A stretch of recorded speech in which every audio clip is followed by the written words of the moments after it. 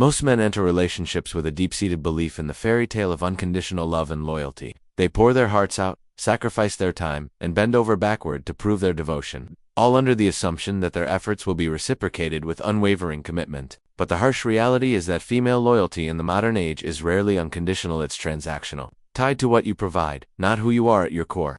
The moment you stop delivering, whether it's emotional validation, financial, security, or social status, her loyalty begins to erode. This isn't about villainizing women. It's about recognizing the nature of human psychology in a world that constantly reinforces despicability. Social media, dating apps, and an endless stream of male attention have created an environment where women are conditioned to believe they always have better options. Even if she's faithful today, the subconscious awareness that she could upgrade lingers in the background. Loyalty isn't a fixed principle for most, it's a feeling, and feelings are volatile. When the excitement fades, when the struggles of life hit, or when a new, shinier prospect enters her orbit, her commitment is tested, and in many cases it fails. Men often mistake a woman's temporary satisfaction for permanent devotion. She might swear she's in it for life, but words are cheap.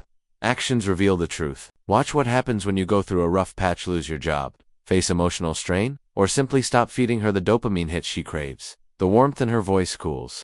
The effort she once put in dwindles. The affection becomes conditional. Why? Because most women aren't loyal to you, they're loyal to the version of you that serves their needs. The second you no longer fit that role, the loyalty evaporates. This isn't cynicism, it's pattern recognition. Countless men have experienced this whiplash, going from being adored to discarded without warning. The woman who once claimed she couldn't live without you suddenly acts like a stranger. The relationship you thought was built on trust and mutual respect reveals itself as a fragile arrangement, dependent entirely on your ability to maintain her interest. And in a world where attention spans are short and options are limitless, that's an impossible standard to uphold forever. The lesson here isn't to avoid women altogether, but to stop romanticizing the idea of female loyalty as some unshakable virtue. It's fluid, influenced by emotions, circumstances, and external temptations. If you tie your self-worth to a woman's presence in your life, you're setting yourself up for devastation. Instead, focus on building something that can't be taken away: your purpose, your discipline, your inner strength. Loyalty should be a bonus, not the foundation. Because the only loyalty you can truly control is the one you have to yourself. The concept of hypergamy isn't some bitter male fantasy, it's a well-documented social and biological reality that's been shaping human relationships since the dawn of civilization. At its core, hypergamy is the instinctual drive to seek upward mobility in mating, whether through status, resources, or genetic superiority. Women are hardwired to gravitate toward men who represent the best available option, not just for survival, but for maximizing their offspring's potential. In ancient times, this meant aligning with the strongest hunter or most resourceful provider.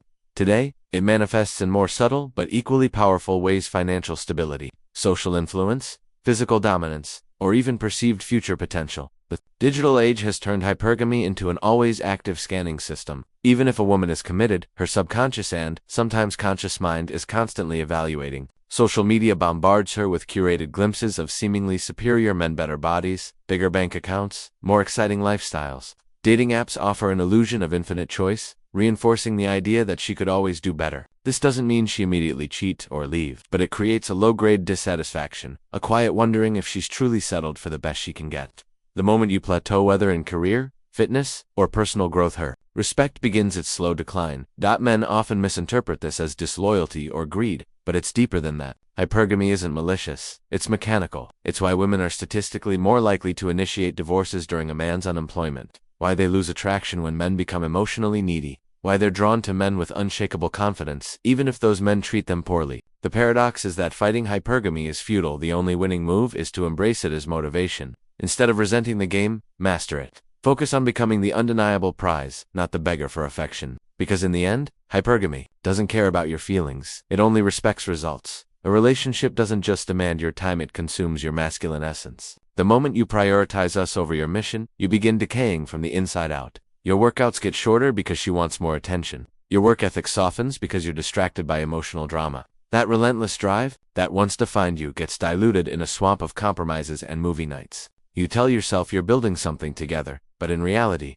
you're being domesticated, turned from a wolf into a house pet, begging for scraps of affection. Women don't sharpen men, they test them until they break or become indispensable. Every argument, every mood swing, every guilt trip is a trial by fire to see if you'll stand firm or crumble under pressure. Most men fail without realizing it. They surrender their boundaries to keep the peace. trade their solitude for false intimacy, and sacrifice their purpose at the altar of her approval. Soon, you're not a man anymore, just an emotional support animal with a wallet. The greatest lie sold to modern men is that relationships complete them.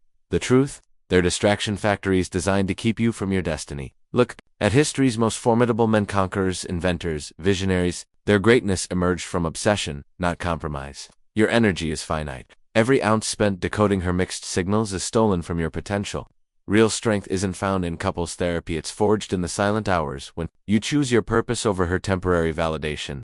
The choice is simple: build an empire or become a footnote in hers. The modern relationship battlefield runs on emotional warfare, not logic. Women are socialized from childhood to navigate the world through feelings rather than facts, and they weaponize this skill against men who don't understand the game. When conflict arises, you'll instinctively try to reason your way through it, laying out clear arguments like a courtroom lawyer, but she's not playing by those rules. Watch how quickly facts become irrelevant when she deploys tears, stonewalling, or sudden accusations of emotional unavailability. These aren't breakdowns. They're tactical strikes designed to reset the power dynamic. A woman's greatest leverage is your desire to keep the peace. She knows most men would rather surrender than endure endless emotional turbulence, so she manufactures crises to train your compliance. Miss one text? You're neglectful. Set a boundary. You're controlling. Refuse to engage in circular arguments. Suddenly, you're the villain who doesn't care. This isn't communication, it's psychological judo where your strength gets used against you. The moment you start apologizing for things you didn't do just to end the conflict, you've handed her the reins to your masculinity. True power lies in refusing to play the game, not through anger or dominance, but through unshakable indifference to emotional blackmail. When she spins narratives, stay silent. When she tests, don't react. Let her tantrums crash against your resolve like waves against a cliff. She'll either respect your frame or reveal herself as someone who never wanted a partner, just a puppet. The irony: the less you engage in these battles, the more she'll either self-correct or self-select out of your life. Either way, you win. The modern man's greatest act of rebellion isn't rejecting relationships, it's refusing to let them define him. True freedom comes when you realize no woman can give you what you haven't first built within yourself. The moment you make a relationship the finish line instead of a potential pit stop, you've already lost. History's most impactful men weren't those who chased love, but those who became so consumed by purpose that love had to chase them. This isn't about becoming cold or closed off, but about reaching a state where your sense of worth is bulletproof, untouchable by another's fleeting emotions or changing desires. The paradox is undeniable. The less you need a woman, the more powerfully they're drawn to you, not because you're playing games, but because you've become the prize. Your mission becomes your magnetic north. Your boundaries become non-negotiable, and your peace becomes sacred. When you operate from this place of unshakable self-possession, you'll either attract a woman who enhances your life, or you'll discover that solitude is the superior alternative to compromise. The choice isn't between love and loneliness, it's between temporary validation and lasting legacy. Build yourself first. Let everything else be optional.